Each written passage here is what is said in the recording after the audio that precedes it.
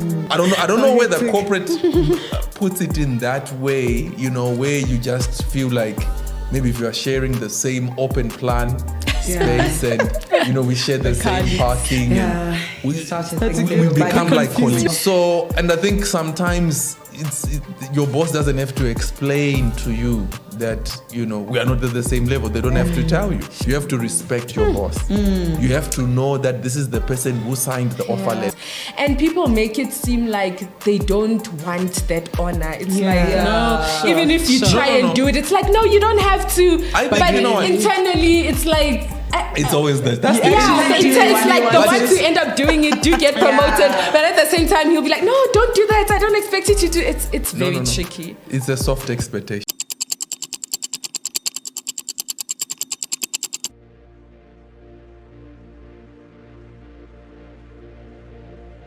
You see, I think it will be important for someone to watch all the previous episodes that we have done.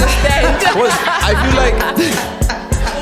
I feel like you can't just come from nowhere. That's one of the things that I'm saying. And understand what we're about to say.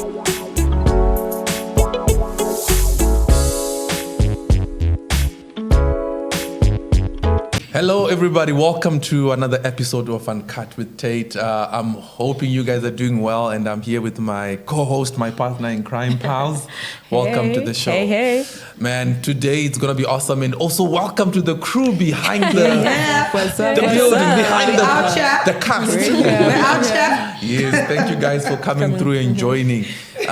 So guys, today we're going to be talking about something that I think is very important, and it's the most important relationship that really does, a lot of good for you when you're in corporate, because that's your relationship with your boss. I think that relationship is important because if you mess up that relationship, you're gonna really struggle. And I've seen, as we consult in the labor law space, we find that a lot of issues that people go through, whether it's unfair labor practices, dismissals, all the drama that happens in the corporate space, you can literally track it back to that relationship. Sure. And I think it's one of the things that I wanted us to unpack on, to say, that relationship is key. I mean, just think about it in the sense that when you actually look for a job, when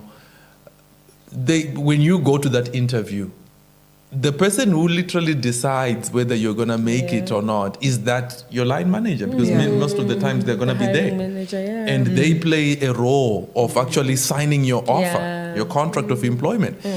But I don't know the disconnect. There's always a disconnect from there. In the sense that I think in our society is when we start working, we literally think we are peers. I don't know whether corporate puts it in that way, where you just feel like maybe if you are sharing the same open plan space and we share the same parking and we become like colleagues. So I don't know, because I think there are unsung rules or spoken rules where they will not necessarily tell you that we might be in the same building, but we are not the same. And we're not on the same level. We're not on the same level. So, and I think sometimes your boss doesn't have to explain to you that, we are not at the same level. They don't have to tell you. Sure.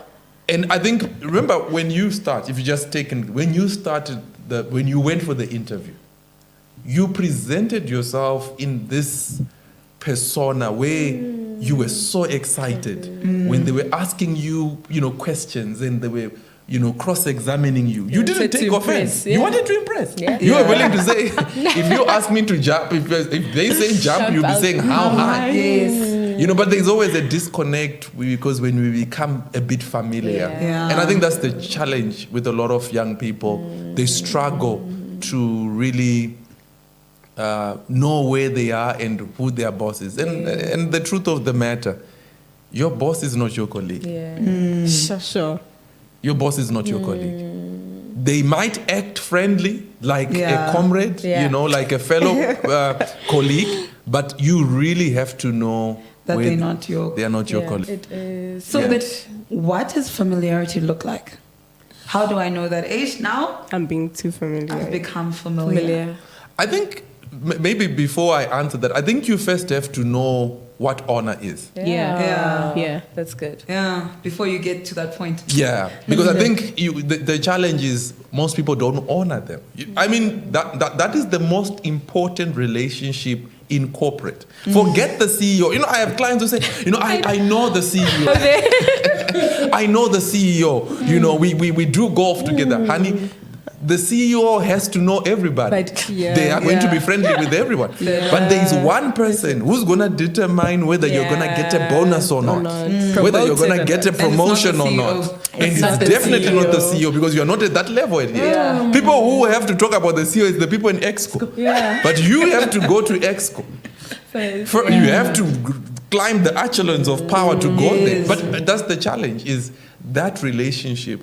You really, really have to treasure it. You have to honor it. You have to respect your boss. You have to know that this is the person who signed the offer letter. I mean, you were crossing your fingers, and that person is the most important person that you wanted to say, let this person... I'm going to impress this person. I want to impress this person. But when we start, we become familiar. When they rebuke us, I mean, we take offense for the most little of things. And sometimes when I'm sitting in those consultations, I'm like, honey, you could have just sucked it in. The way they were asking you to say... It wasn't even a thing. It wasn't even a thing. Even when you go to interviews, they ask you like difficult questions. You know, and sometimes they can be very offensive. Yes. But you just smile. You take it in. You know that I have a bigger picture. But the problem is, people, when they correct you, man, your line manager, I feel like we tend to compete with them. And that competing. I think it's the fact that one does not know who the line manager is. It's not just a line, you know, when you just say it's just a line of reporting. Like it is someone who's a superior, someone you actually have to learn from, someone you would literally say a mentor. You know, I cringe every time I knew you were gonna go there again. Where someone is talking about mentors who are not their managers. I'm like, what are you talking about? What are you talking about? You are reporting to someone. You want to become the person they want to be. You want to become the person they are.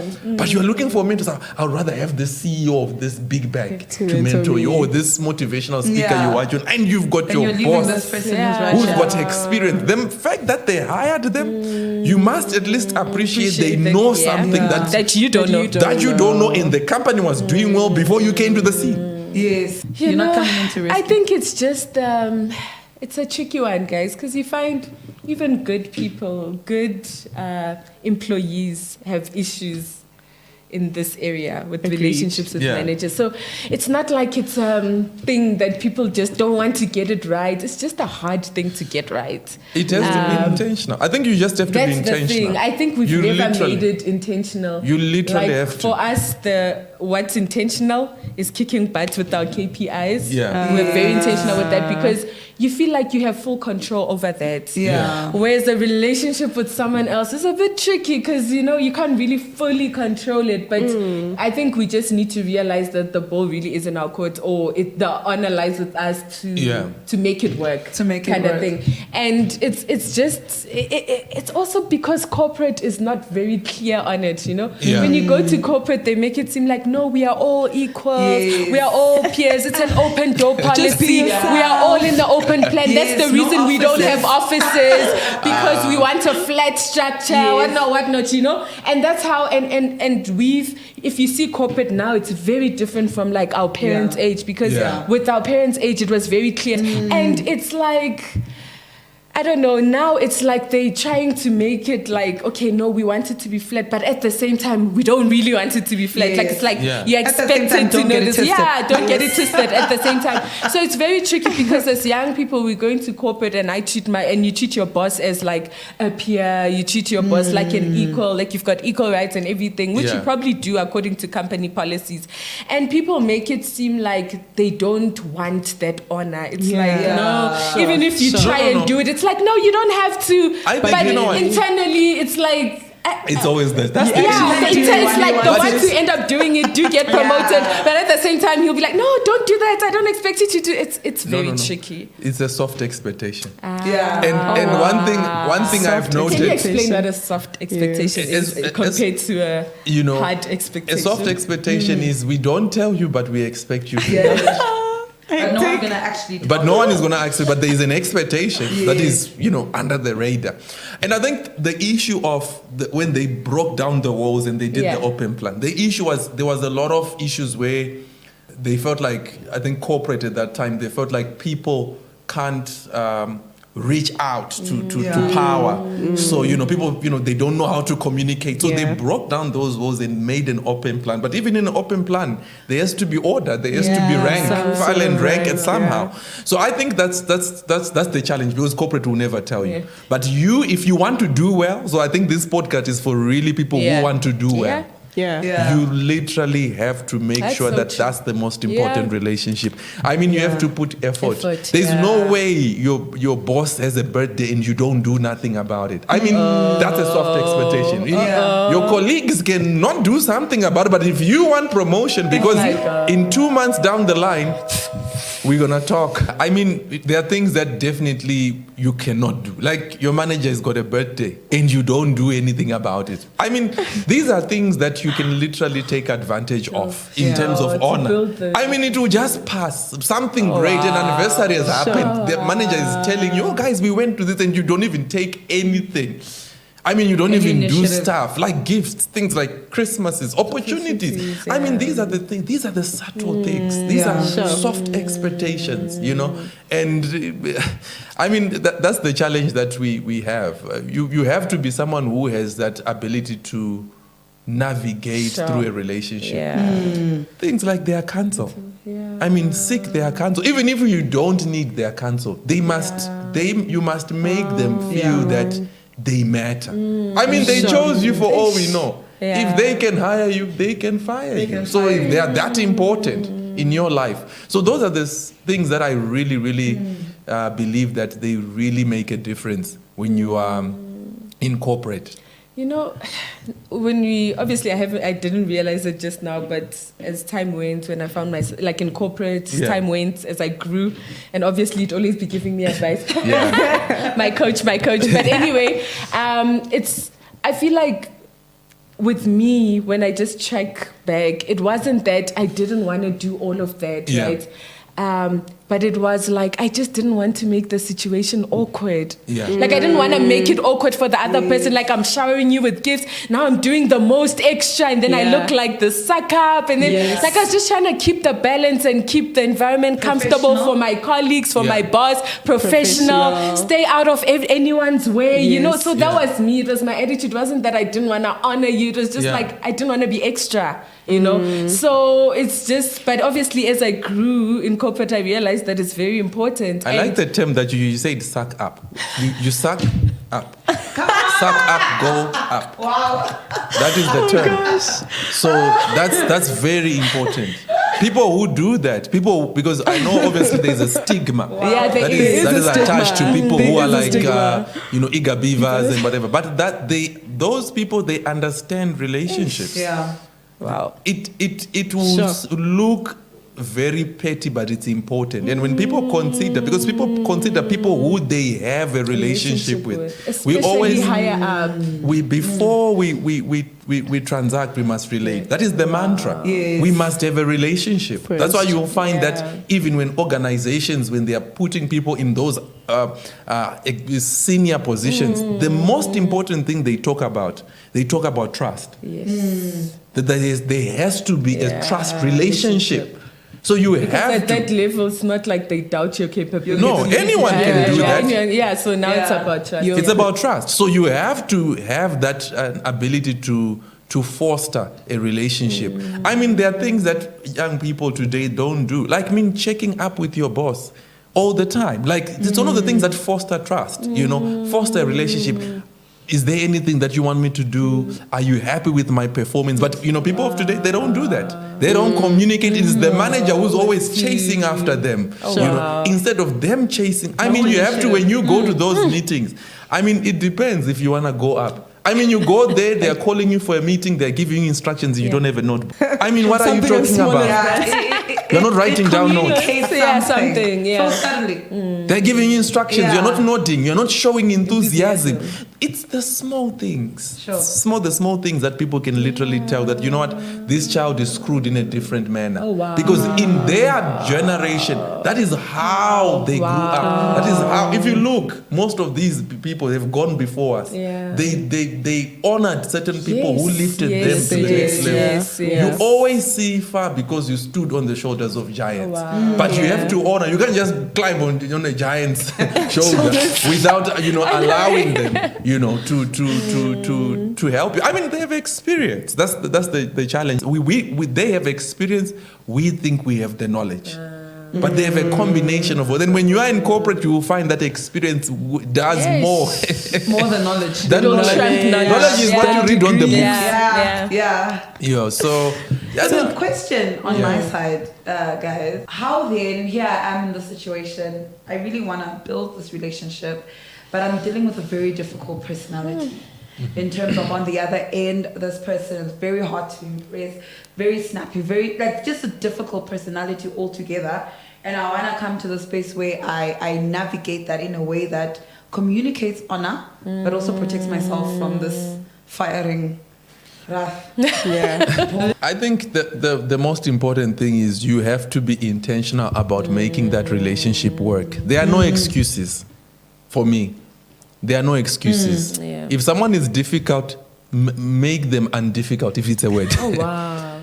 Make them, find what tickles their fancy. Yeah. Okay. So it means that many a times you're not really pressing the right buttons. Okay. And you have It's not just a really matter of started the finding the foundation right. So really find them. You will find where their soft spots. And you take advantage. To some, they love sport. I mean, you see, these guys, if you see people who are doing well in corporate, I mean, they might not like this, cycling. Yeah. But you see them. You see them in the mug and beans with them boys, and they are talking about those important things of cycling. Some people don't even like golf.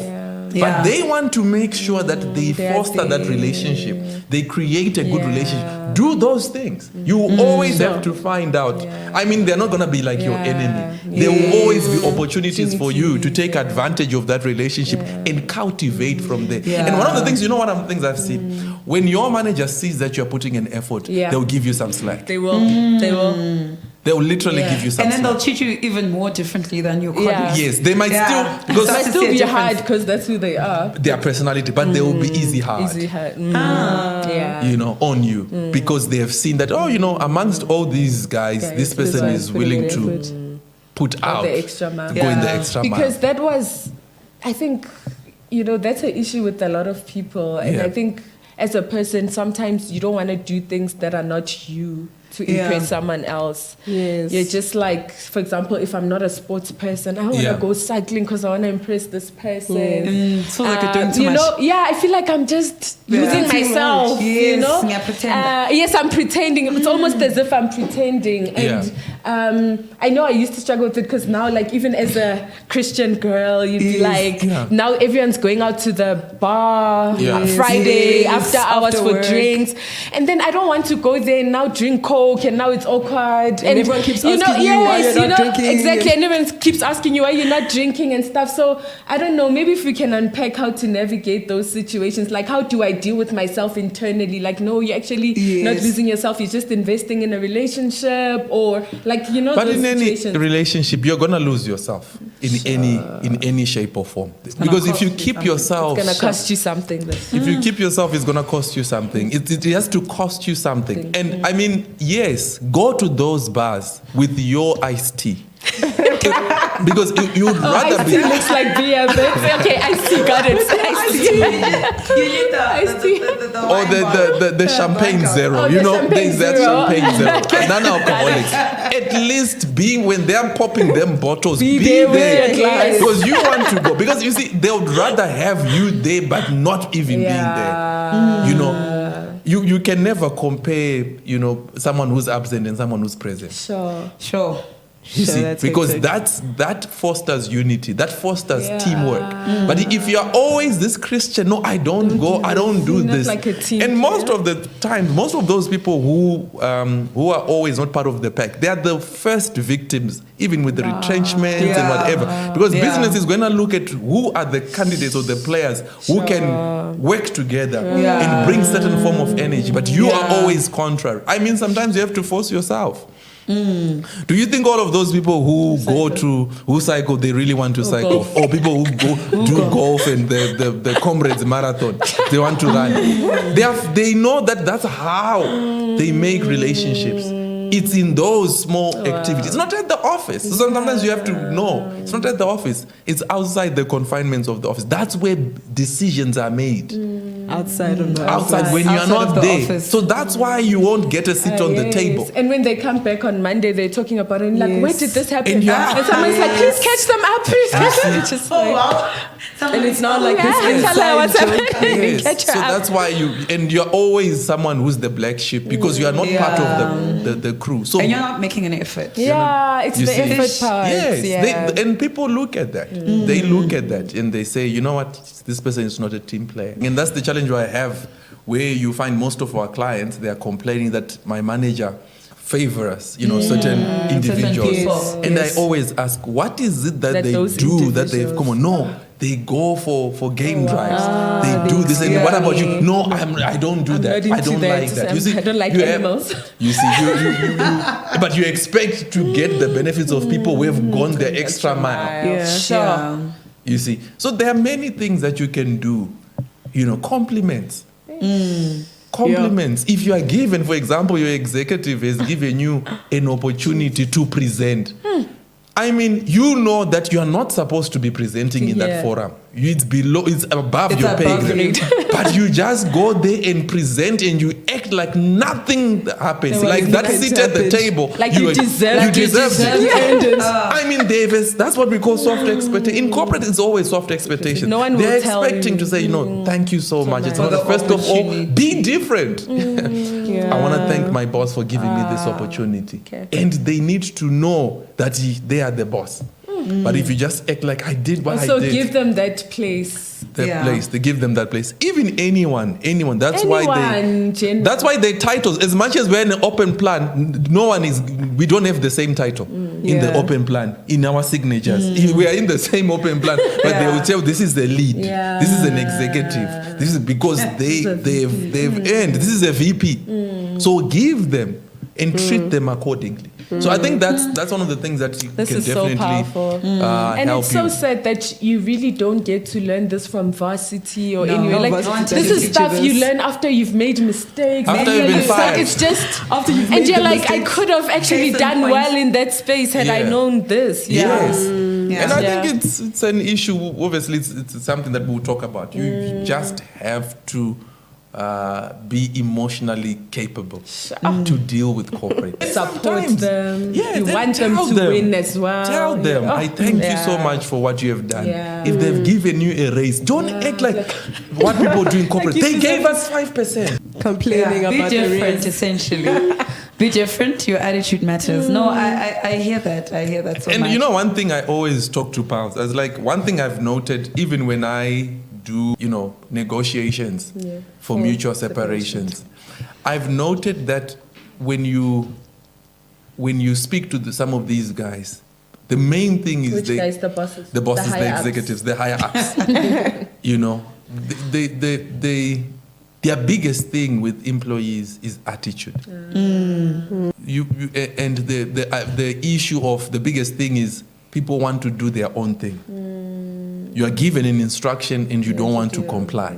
You know? He With said that to me instruction. when some time back when I had issues, I wanted my idea to be heard and stuff. It's like, pals, they don't pay you to be relevant. They pay you to comply. Okay, just comply. That's what they pay you for. So I've always kept that in my mind, like, You are paid to implement what you have been told. Not to be relevant. If you are then given an opportunity, to then you present then you yourself. present yourself, But then don't argue. Like, people Don't can argue, challenge bosses Yeah. in an open plan. and you have not even fostered the relationship. Like it's different if you have a relationship with a person. Yes, the you have a relationship counts for something. Yes. They know where your heart is. Where your heart is. Even when you differ, it's different. Yes. It lands better. Yeah. It learns better. But you are on like 5% relationship equity, and you still you're want to challenging. And now you want to come challenge. challenge someone. It's not gonna work. You see? Publicly. Publicly. You see, so those are the things that people, and they will not react. They will just use the law to deal with you accordingly. And they won't tell you that this was the actual They won't problem. tell you. You'll just see that figure it out. Just know. You yourself will know what happened. And the challenge is when you try and bring it up, it's because of that day. You will look so petty in the eyes of the They'll law. also be like, You What are can't you prove talking it. about? You can't prove it And anyway. they're diplomatic experts. They know. They act like they don't know what happened, but they know. They From know that day, they know. everything changed. Everything changed.